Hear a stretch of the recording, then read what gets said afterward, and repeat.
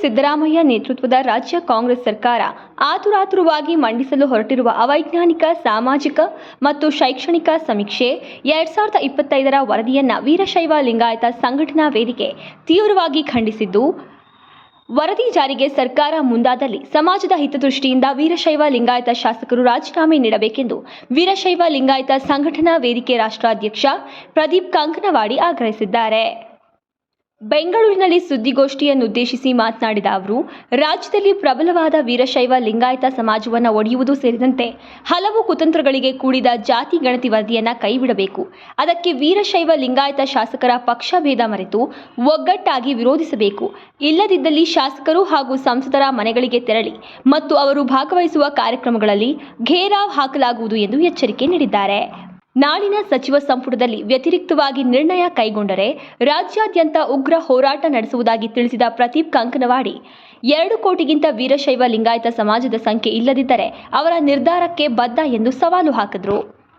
ಈ ಸಂಬಂಧ ವೀರಶೈವ ಲಿಂಗಾಯತ ಸಮಾಜದ ಎಲ್ಲಾ ಮಠಾಧೀಶರು ಧ್ವನಿ ಎತ್ತಬೇಕು ಹಾಗೂ ವ್ಯತಿರಿಕ್ತವಾಗಿ ನಿರ್ಣಯ ಕೈಗೊಂಡರೆ ಹೋರಾಟದ ಮಂಚೂಣಿಗೆ ಬರಬೇಕೆಂದು ಮನವಿ ಮಾಡಿದ ಅವರು, ಸಮಾಜದ ಶಾಸಕರು, ಸಚಿವರು, ಸಂಸದರು ಸಮಾಜದ ಪರವಾಗಿಯೇ ನಿಲ್ಲಲಿದ್ದಾರೆ ಎಂಬ ವಿಶ್ವಾಸವನ್ನು ವ್ಯಕ್ತಪಡಿಸಿದರು. ಕೆಲ ಸಮುದಾಯಗಳನ್ನು ಓಲೈಸುವ ಸಲುವಾಗಿ ರಾಜ್ಯದ ಪ್ರಬಲ ಜಾತಿಗಳನ್ನು ಒಡೆದು ಆಳುವ ನೀತಿಗೆ ರಾಜ್ಯ ಸರ್ಕಾರ ಮುಂದಾಗಿದೆ ಎಂದು ಹೇಳಿದ ಕಂಕನವಾಡಿ, ಮುಖ್ಯಮಂತ್ರಿ ಸಿದ್ದರಾಮಯ್ಯ ಅವರು ವೀರಶೈವ ಲಿಂಗಾಯತ ಸಮುದಾಯದ ವಿರೋಧಿ ಎಂಬುದನ್ನು 2-3 ಬಾರಿ ಸಾಬೀತು ಮಾಡಿದ್ದಾರೆ ಎಂದು ಹೇಳಿದರು.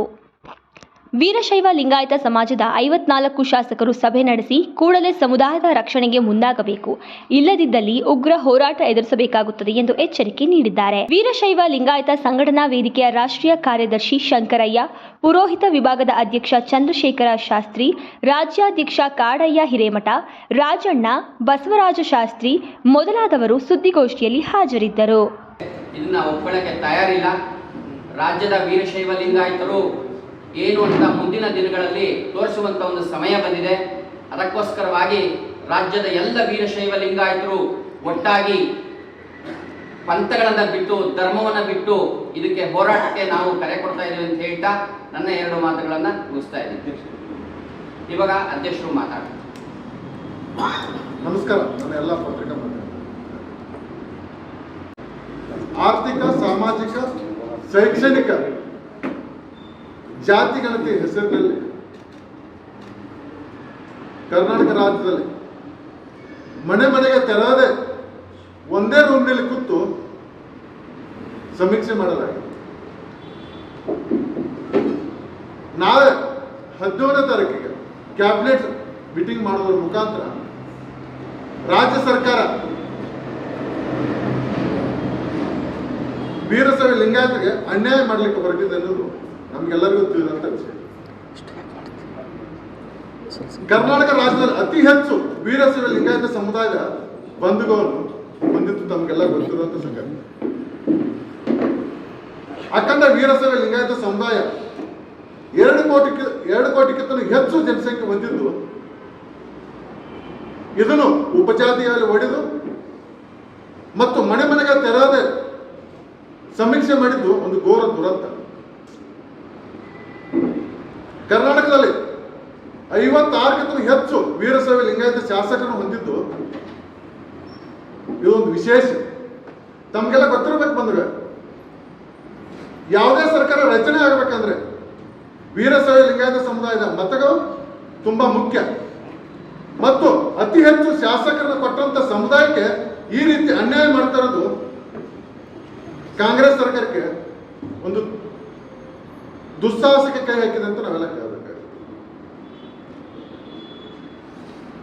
ತಮಗೆ ಗೊತ್ತಿರಬಹುದು, 1972ರಿಂದ ವೀರಶೈವ ಲಿಂಗಾಯತ ಸಮಾಜವನ್ನು ಪ್ರತಿ ಹಂತದಲ್ಲೂ ಒಡೆದು 108 ಉಪಜಾತಿಗಳನ್ನಾಗಿ ಮಾಡಿ ಸಾಮಾಜಿಕ, ಆರ್ಥಿಕ ಮತ್ತು ರಾಜಕೀಯವಾಗಿ ಒಡೆದು ಕೊಡುವ ಒಂದು ಭಾಗವೇ ಪ್ರತ್ಯೇಕ ಧರ್ಮ, ಮತ್ತೊಂದು ಭಾಗ ಜಾತಿ ಗಣತಿ.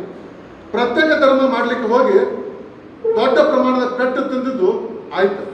ಈಗ ಸಾಮಾಜಿಕ, ಶೈಕ್ಷಣಿಕ ಹಾಗೂ ಆರ್ಥಿಕ ಹೆಸರಿನಲ್ಲಿ ಜಾತಿ ಗಣತಿ ಮಾಡಿ ಸಮಾಜವನ್ನು ಅವನತಿಗೆ ಕೊಂಡೊಯ್ಯಲು ಕೊನೆಯ ಪ್ರಯತ್ನಕ್ಕೆ ಕೈ ಹಾಕಿದ್ದು ನಮಗೆಲ್ಲರಿಗೂ ತಿಳಿದಿದ್ದ ವಿಷಯವಾಗಿದೆ.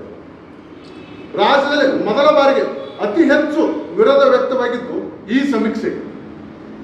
ಸಮಾಜಗಳ ನಡುವೆ ವೈಮನಸ್ಸು ಹುಟ್ಟಾಕುವುದು ಈ ಸರ್ಕಾರದ ಕೆಲಸವಾಗಿದೆ. ಬೆರಳಿಕೆ ಸಮಾಜಕ್ಕೆ ಲಾಭ ಮಾಡಿಕೊಡೋ ದೃಷ್ಟಿಯಿಂದ ದೊಡ್ಡ ಮಟ್ಟದ ಪೆಟ್ಟು ತಿನ್ನುವಂತ ಕೆಲಸವನ್ನು ವೀರಶೈವ ಲಿಂಗಾಯತ ಸಮುದಾಯಕ್ಕೆ ಮಾಡ್ತಾ ಇದೆ.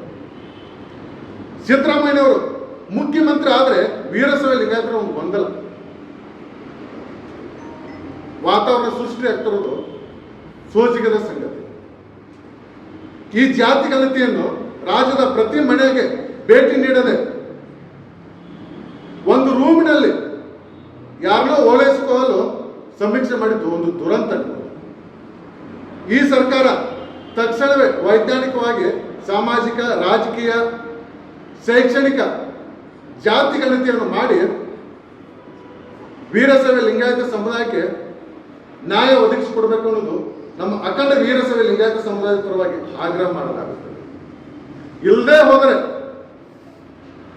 ರಾಜ್ಯದಲ್ಲಿರುವಂಥ ಎಲ್ಲ ಶಾಸಕರಿಗೆ, ಸಂಸದರಿಗೆ ಮತ್ತು ಸಚಿವರಿಗೆ, ಮುಖ್ಯಮಂತ್ರಿಗೂ ಕೂಡ